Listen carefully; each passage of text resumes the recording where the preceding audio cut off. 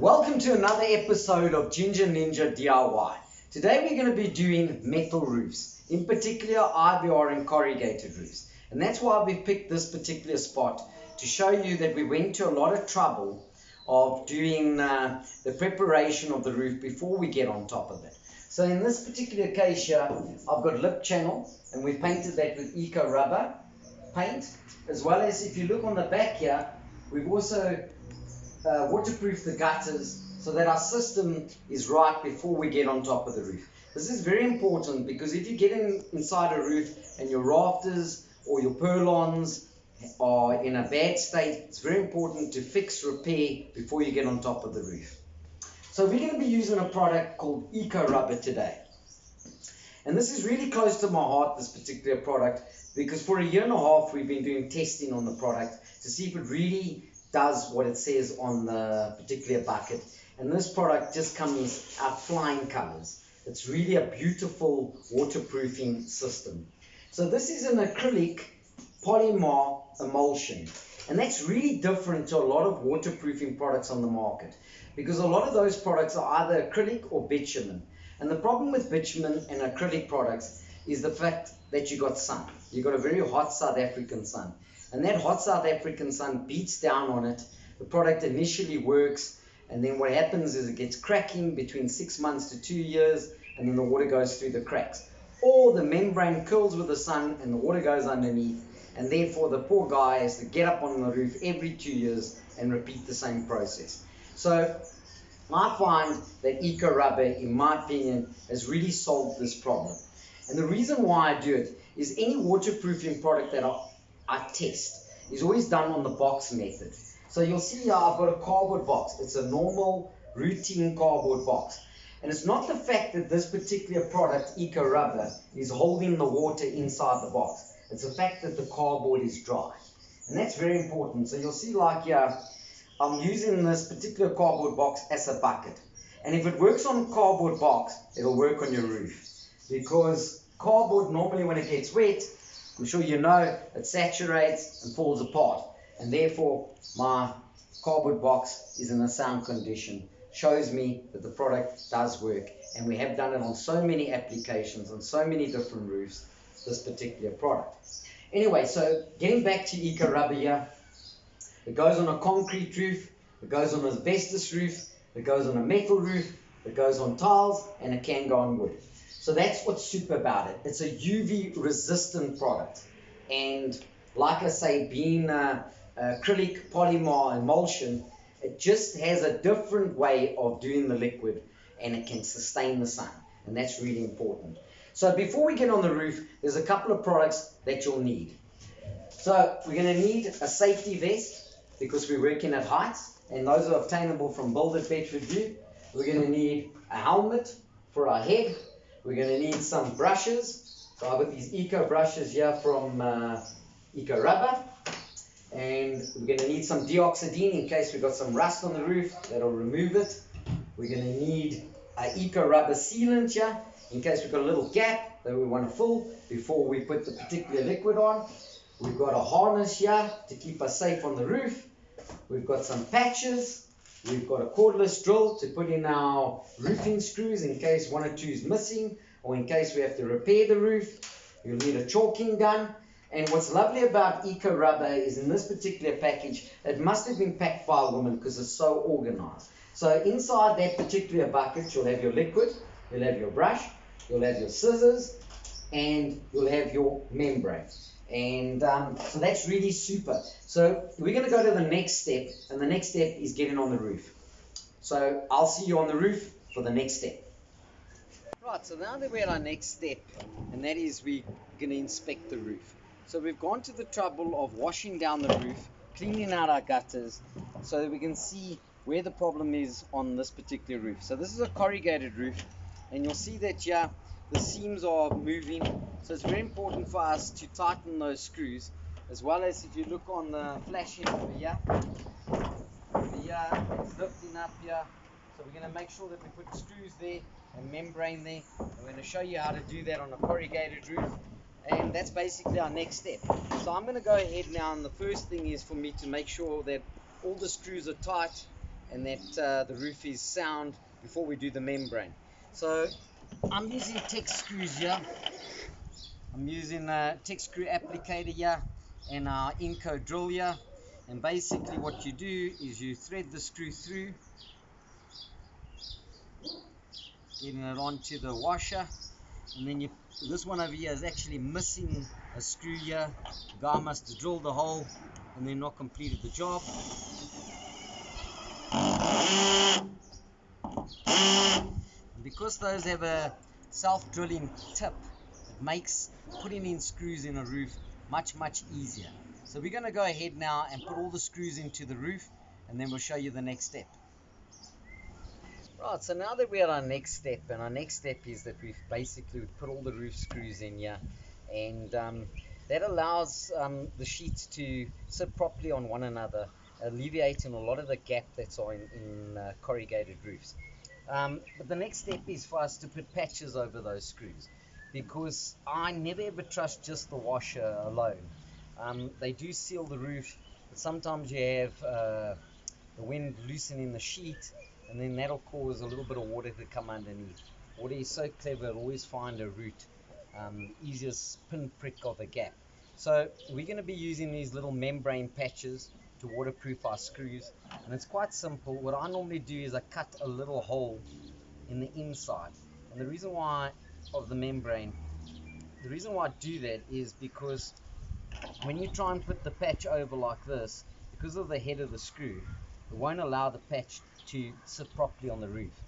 But when you cut that little hole, it basically goes over it and allows you to put that patch nice and securely against the roof.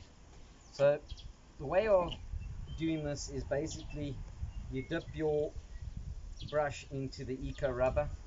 You're going to brush that wet liquid right around the screw. Just make sure with the screw that you go right around the screw, sealing that little gap. And while it's wet, you're going to take your membrane and you're going to put it over the screw, and then just with your fingers make sure that you even it out so that the membrane sits nice and tight against the roof. And then we're going to take a brush and we're just going to brush over that, just sealing in our screw head there. And that's just a beautiful system of making sure that that water doesn't come through that screw head. And we're going to go ahead now and do all the screw heads and show you the next step. Right, so now that we're at the next step and we've waterproofed all the screw heads and we showed you how to do that, our next step is to apply membrane. You'll see that if you look along the flashing over here, we've got a little bit of a gap here, and I don't like any gaps. Wherever you've got a gap or a join, you have to use membrane. And so that's what we're going to do right now. We're going to show you how to apply membrane. It's exactly the same way we applied the membrane on the screw heads, but I just want to show you that we're going to we want this little gap here that we got here just not really happening. And even though we've put screws in, it's still got a little bit of indentation, so we're going to go ahead and apply our membrane. And it's basically the same way. I did go ahead here and I did paint the roof already with I did paint the roof already with a little bit of eco rubber, but I'm just going to go ahead, put some eco rubber on the top here.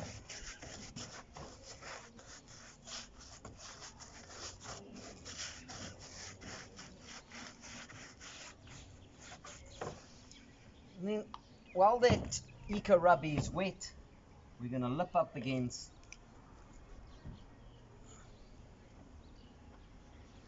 smooth it out, get a little bit of distance here, make sure that we're nice up and against it.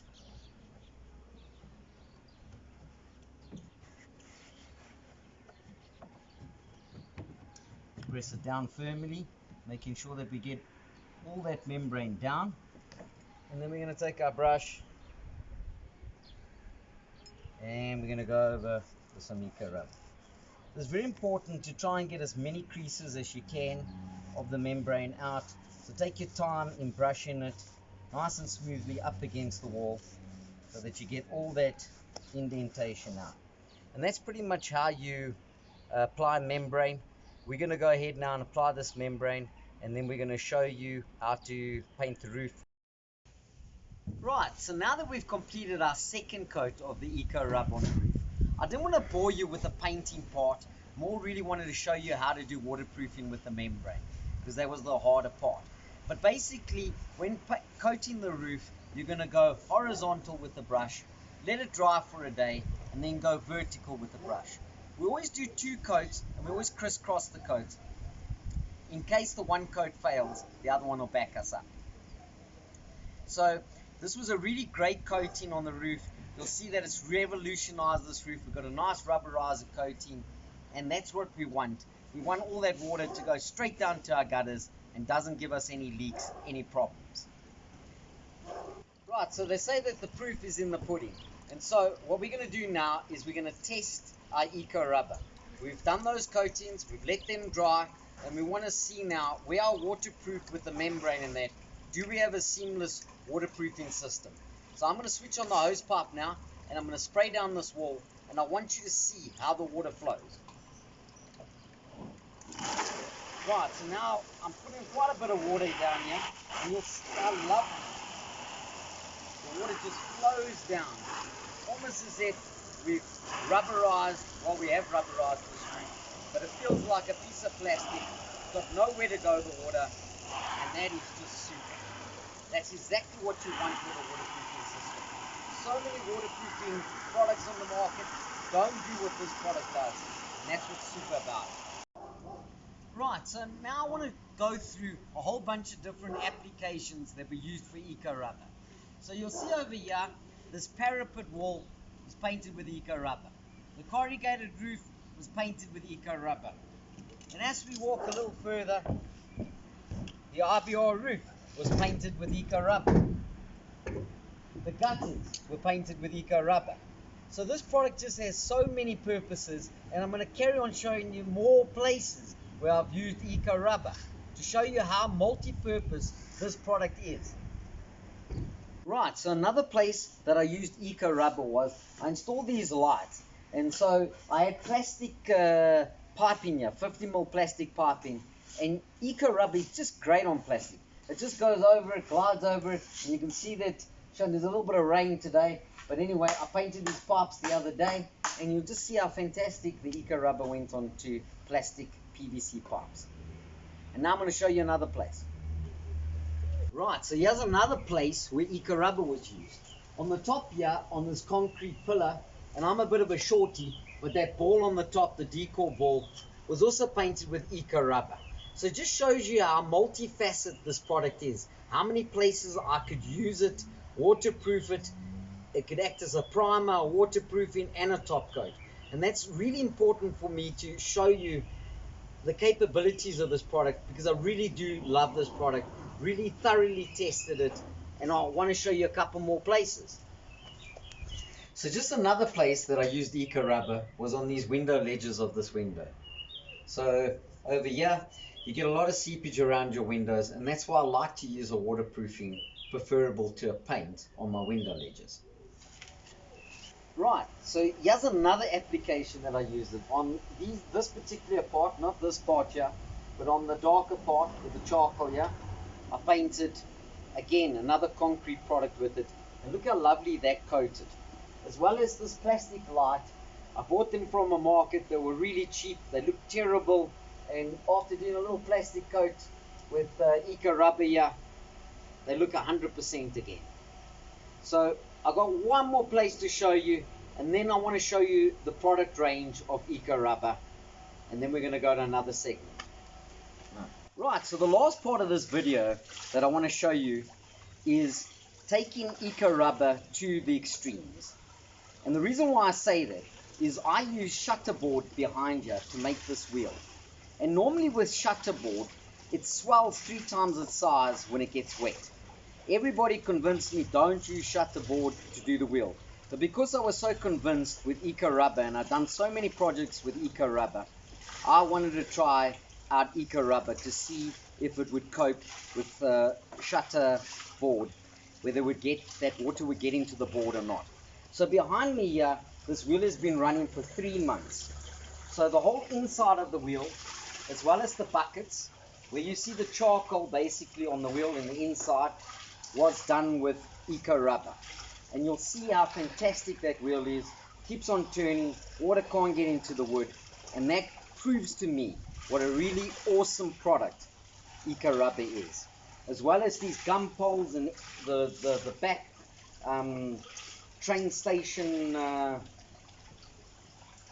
housing was also done with eco rubber. So eco rubber, really, if you want a product that's not problematic, really DIY friendly and easy to use, eco rubber is your choice again and again and again. And now I want to show you all the before and after pictures. Thank you very much for spending time with us in this episode, and we hope that you look forward to the next episode.